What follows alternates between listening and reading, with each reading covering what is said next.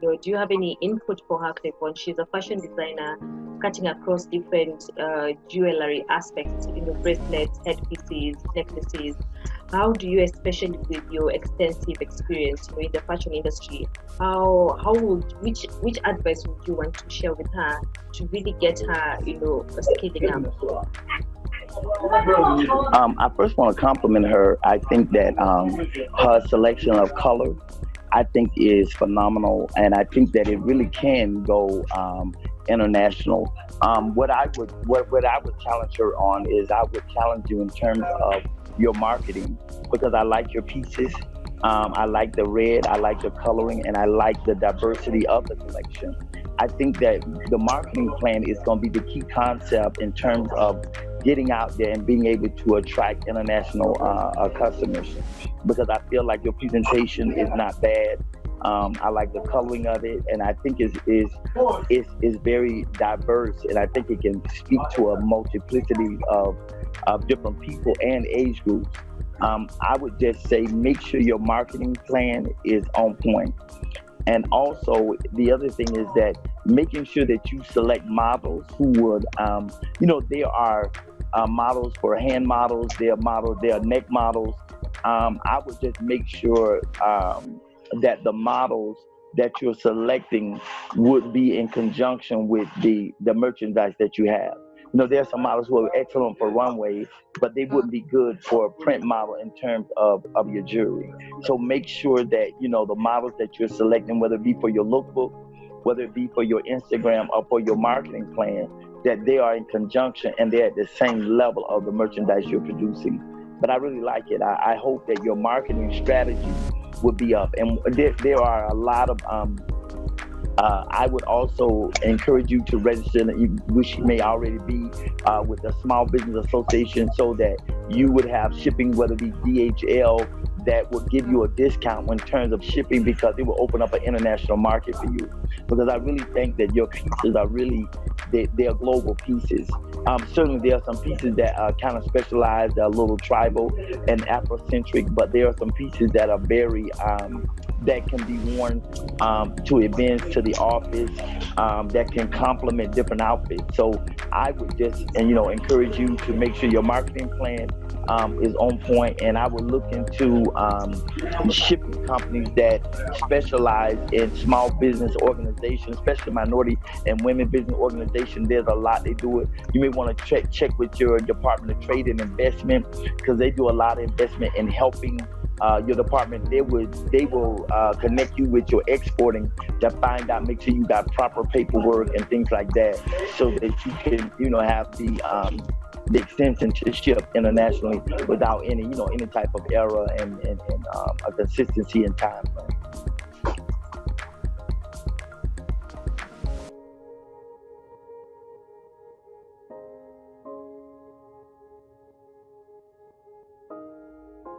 So I don't know if Bernadette, you have 3 burning questions, looking at all the feedback that you've gotten so far, in terms of your growth, in terms of how you want to scale up.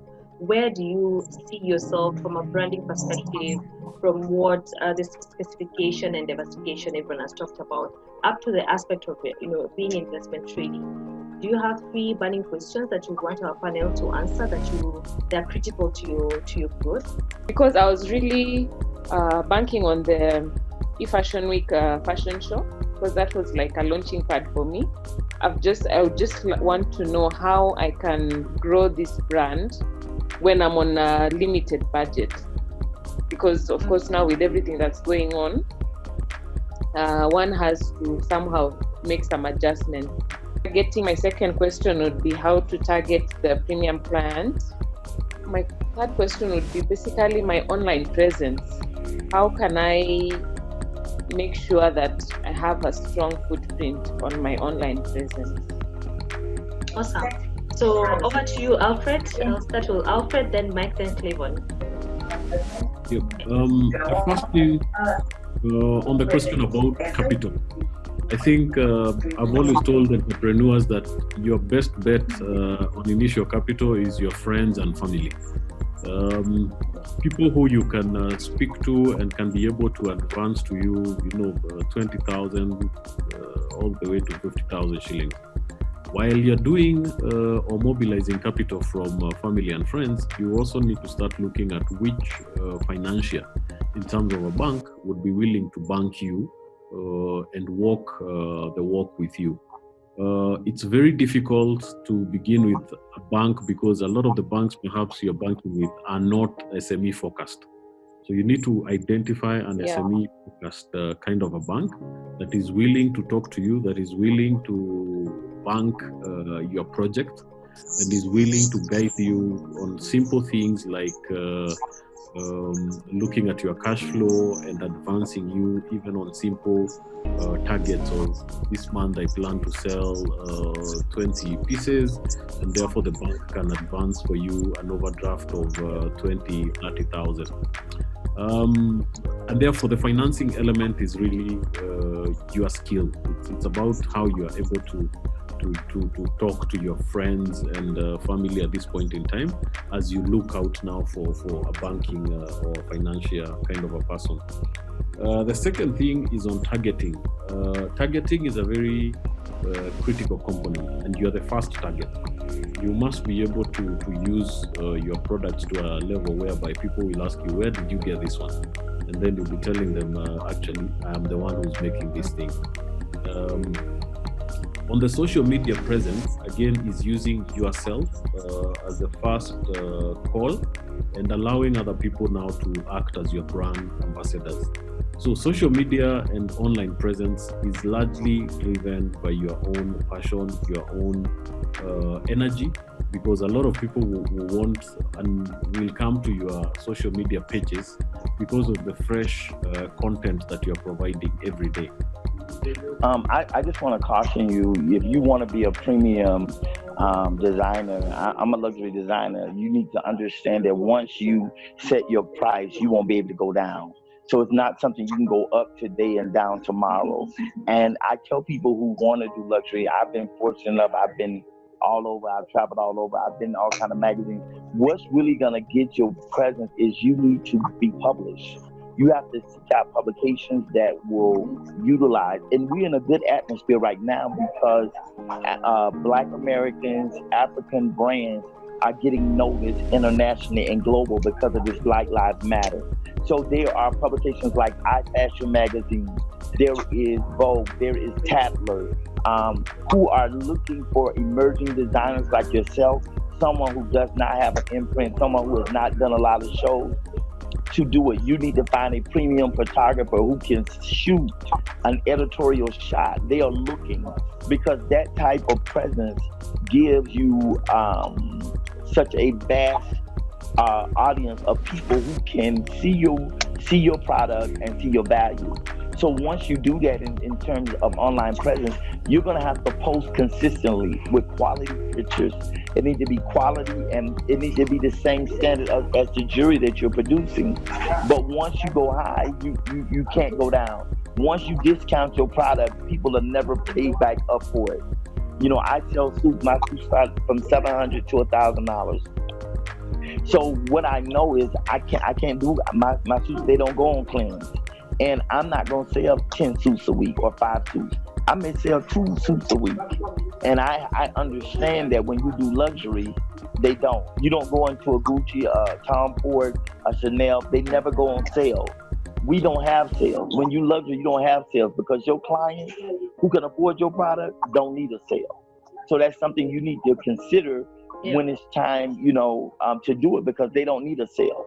My store in Soho was open from 11 a.m.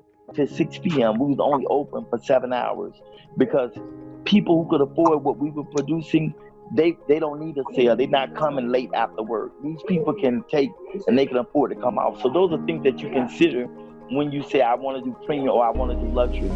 And I agree. I think it was Alfred. I agree with them when they were saying, find a celebrity. But let me tell you, I don't know about, in the States, we have a different atmosphere. But right now, I'm in South Africa. So I'm between South Africa and New York. But here in South Africa, they won't buy the jewelry. They want the celebrities want you to give it to them. in New York, they understand they may not buy it, but they'll rent it from you. And so, because they can't be seen in it but one time. So even in some of my suits, if the client is not willing to pay the $3,000 for the suit that I'm gonna give them for the red carpet, I rent them for the suit for half the price.